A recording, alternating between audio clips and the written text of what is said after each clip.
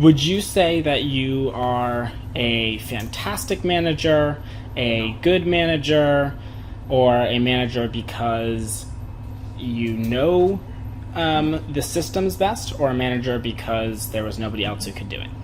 I don't know, ask him. What are your thoughts, Fudge? Depends on the day, and depends on whether he's yelling at me or not. Hey guys, it is Emery over in the soap room with you guys, and today we're going to be following Coulter around to take a look at the things that he gets done in a normal day, and we're going to have him answer a bunch of questions for us. So, Coulter, what is your title? The soap room manager would be my title. I do keep a lot of plates spinning, but that's the most overarching. Right, and what does that kind of entail? How many people do you work with? There's about 8 of us working up here, over the winter. We have summer help that comes in, but right now there's about 8 of us, and we take care of all the retail storefront, the bath and body production, and the fulfillment. So everything that goes out the door, that's what I do. Nice. So what time do you arrive Monday morning? Do you come in with the whole staff, or are you here early? I try and get here a little earlier, but most of the time it's the same as everybody else. So we get here at 7:30. 7:30 a.m. And then what does a normal Monday kind of look like for you? Monday is the busiest day with orders because we're behind time from the orders from the weekend. So that's the first order of business, is making sure we get all those out. And then after that, it's generally working on back stock and ordering anything we need to order, because we want to be able to get that in by end of week if we can.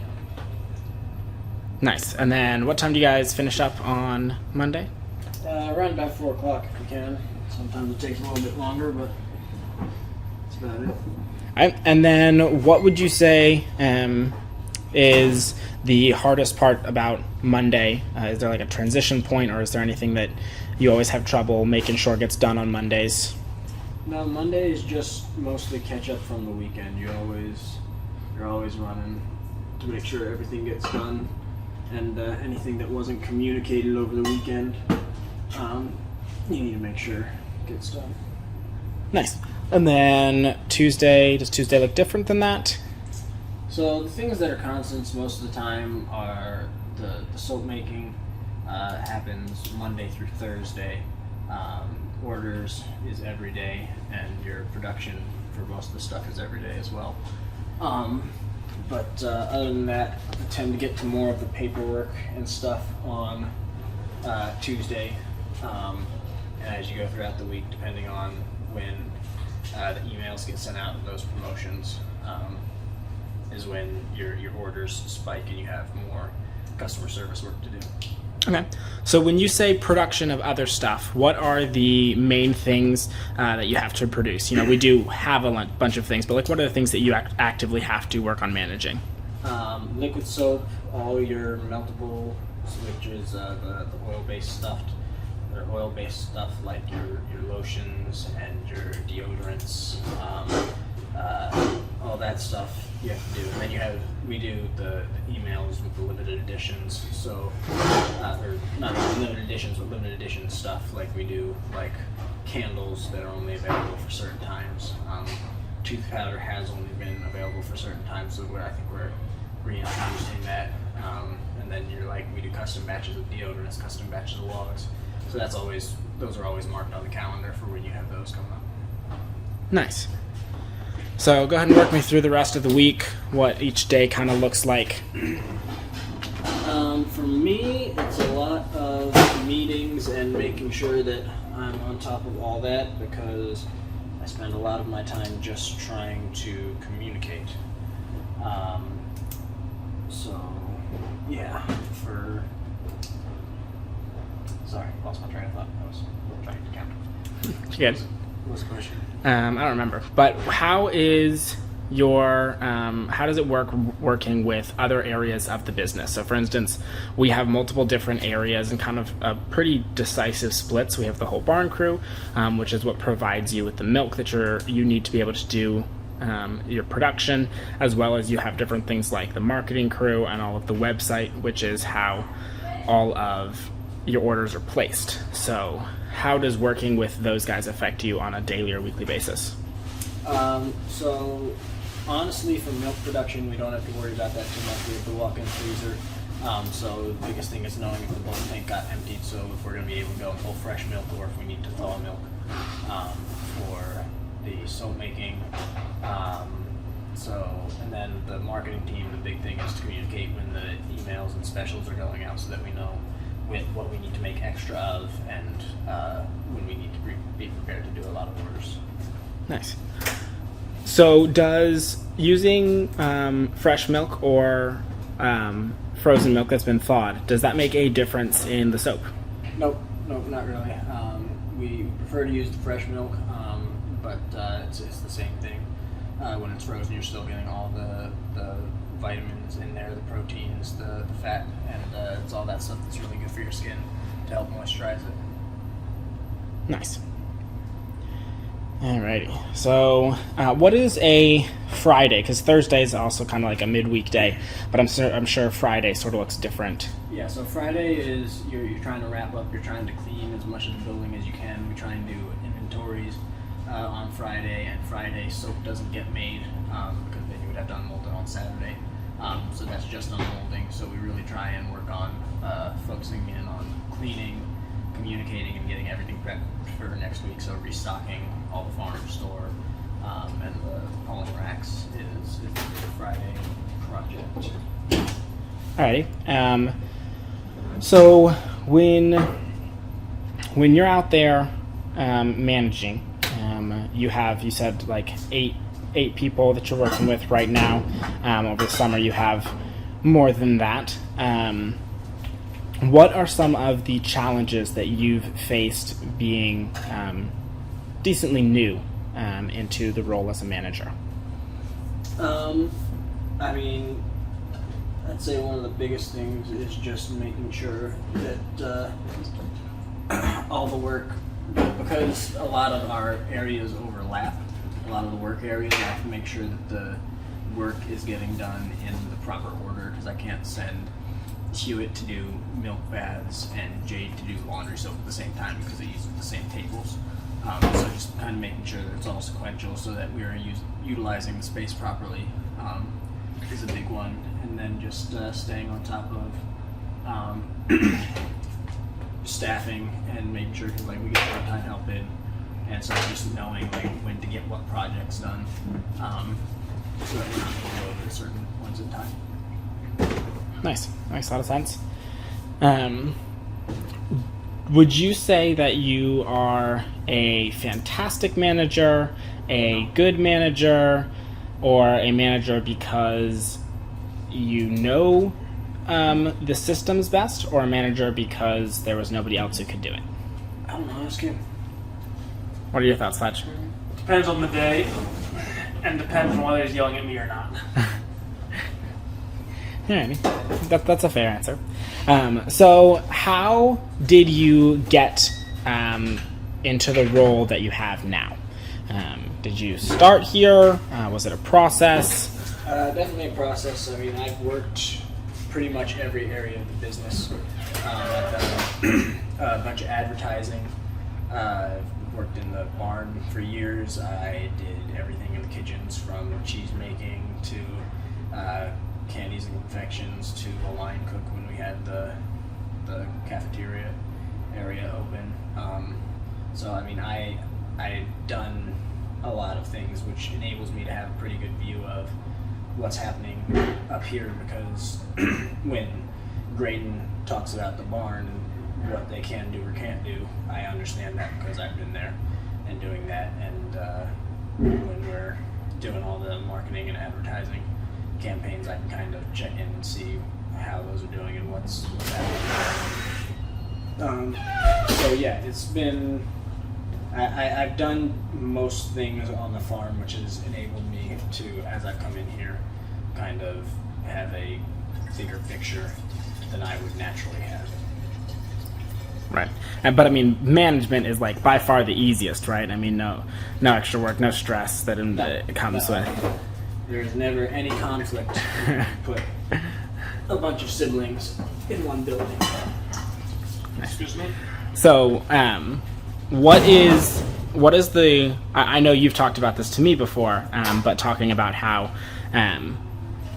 doing hard work is easy, but doing management style work is not. Do you want to expand on that kind of? Yeah, I mean, it's easy for me to stand in one place and do manual labor, or even I enjoy working hard, specifically from a physical standpoint. But when you're doing so much thinking, communicating, and you have so many things running through your brain, it'll wear you out faster than moving wheelbarrows for 8 hours a day. That's my theory. And I've done yeah, both, so that's exactly what I was about to say. I was like, but I mean, you only moved wheelbarrows for like 12 years. So I mean, what do you know about that? Yep. So has there been a area of work that you thought you had a super large impact on, that you thought your impact was special or was lasting, and that you really improved that area before you moved on? I'd say soap making was actually one of the biggest ones. I started that when we moved out here when I was 14. I took over from Dad as a soap maker, and really streamlined that process and worked on the recipes have stayed the same, but our batch size to really make it easier and run smoother was one of the big ones. The milking process, I did all the training for that for a while because I was very analytical and knew all the goats pretty well. So running through that process and having it be a process and not just like, go get the milk out of the goats was another one of the processes that I really had to work on. Nice. So being an analytical person, and probably our most analytical person in the family, what are some roles that you have had to take on that use that analytical side of your brain? So when I was running the ads, that was all very, very analytical. That was a big one for me. The inventory and projecting, because the soap has to cure for 6 weeks.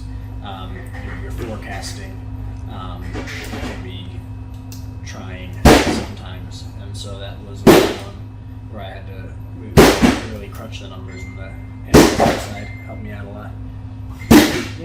That's great and all, but we're trying to film a video here. Ashley needs these buckets. That's great and all, but we're trying to film a video here. Last one. You can take them outside to do that too. This is the last one. Okay. All right. I totally lost my next question. So. You guys expect me to believe you had questions for you? Oh, well, it's not so much that I had them planned as I come up with them on the spot. But when you're talking about something, it definitely makes me think about questions that I'd like to ask. All right, so real quick, walk us through the soap process, how it's made, and then get as scientific as you'd like into all of the soap making or the soap production?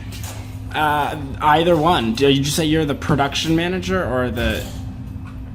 You're not. I said I'm the soap room manager. Okay, you're the soap room manager. So yeah, either. Fletcher would claim the production manager title if he could manage. Okay, if he could manage. So no, for soap making, we do that Monday through Thursday. I will go in, take a look at the inventory, and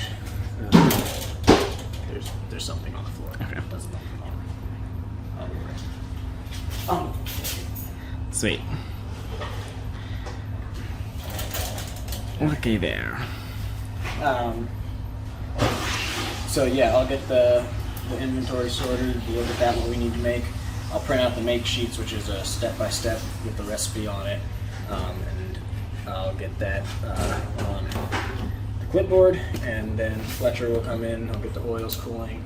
I'm in charge of mixing up the lye, and so you get your, everything goes in the pot, they get it all mixing together. It takes about 20 to 15 minutes to come to trace, depending on scent, batch size, temperatures, and then from there, it's that trace, which is where it becomes where it's fully mixed together and won't split out to all separate parts. So it goes from all the different ingredients and turns into soap, and you can tell that because the viscosity gets thicker, and so you can start to see that.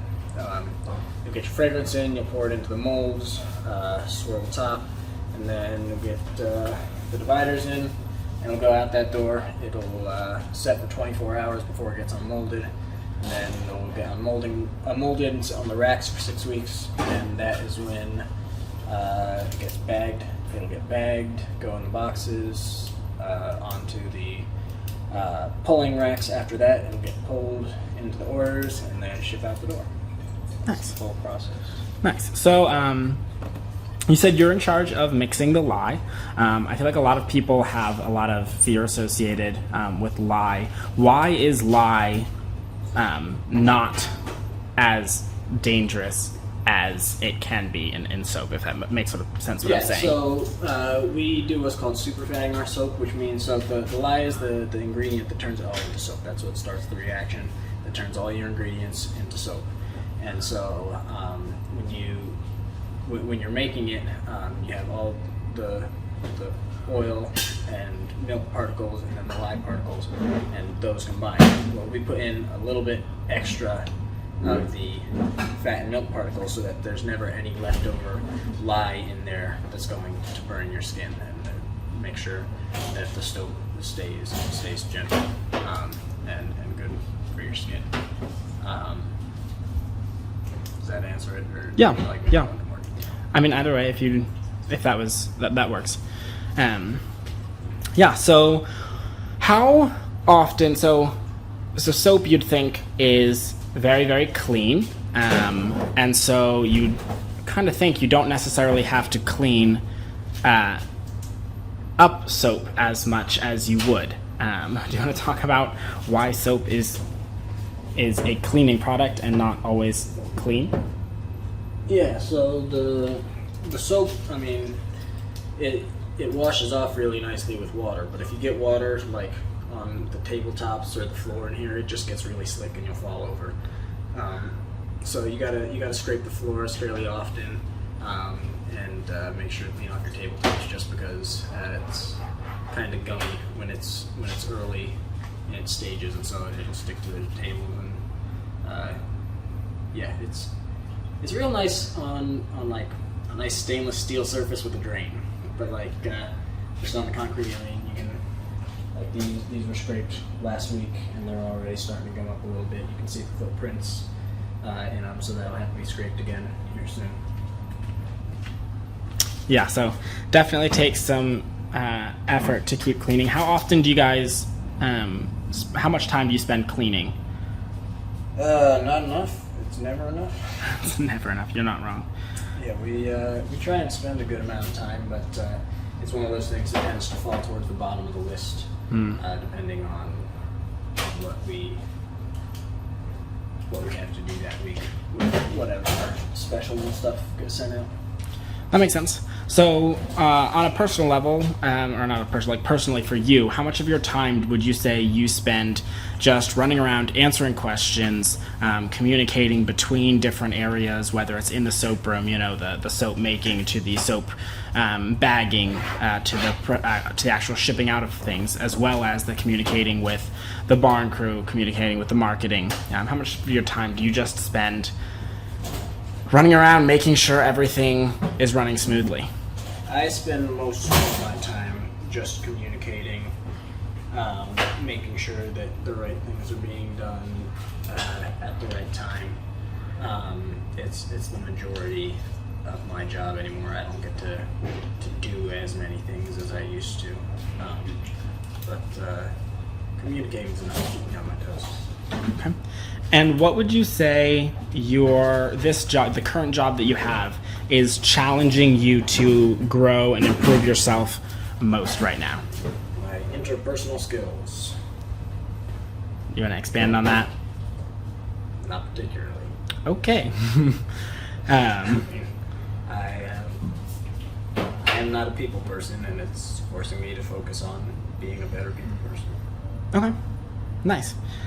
Do you see yourself being in this role for quite a while, or do you see yourself developing aspects of it that you'll pass on as you take on new areas, or do you see yourself fully moving out of this position as somebody else, whether you train them to be able to take your job or whether they just naturally can do it better than you? I see myself staying in this role for a while. I do think it'll change as we continue to grow into, like, you know, Fletcher will become more of a production manager as there becomes more people working in the business and as there's more stuff to manage. Right now, a manager doesn't manage the work that he's doing himself. A manager manages the people that are doing the work. And so, like, right now, I'm just kind of the only, well, I wouldn't say the only manager. Aaron does a lot of managing for, like, the bagging and the workflow out there. Yeah, so I imagine I'll be here for a while. Nice. Sure. So as you've grown up in the business, what are some things that you would say are some of the best things you could have learned from being in a business? Why has being in a business affected you? Yeah, why has being in a business affected you? And what are some of the, like, reasons that you would suggest? I don't want to say suggest being in a small business, but like some things that just you feel like are invaluable and that you've learned. It makes you do a lot of thinking. You're not spending much time. You learn a lot of stuff by necessity because it's important to make a decision on, and you can't just sit around and kind of let it fester. So that's a big thing. Yeah, I'd say that's probably the biggest one. All right, and I'm pretty much out of questions at this point. So, do you have anything you wanted to say? Anything you think I like failed to mention or ask? Any aspects of your job that you're like, you didn't even touch on this? I mean, there's a lot that I do, but I think you got the highlights.